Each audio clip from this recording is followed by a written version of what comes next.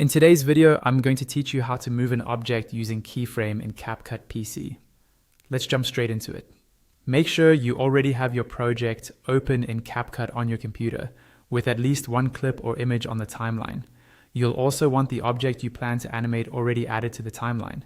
This could be a text layer, a logo, a sticker, or any image or video element you want to move. First, we need to set the initial position for your object. On your canvas, which is the preview window in the middle, click on the object you want to animate. You can also select it directly from the timeline if that's easier.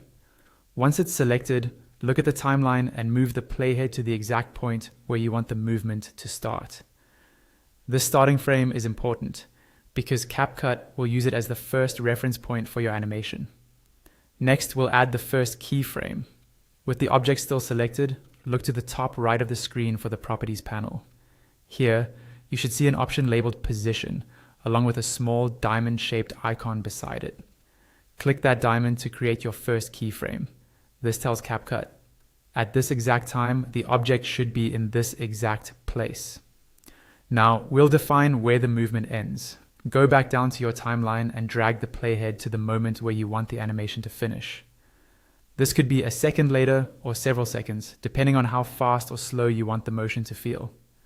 With the playhead at the ending point, it's time to move the object.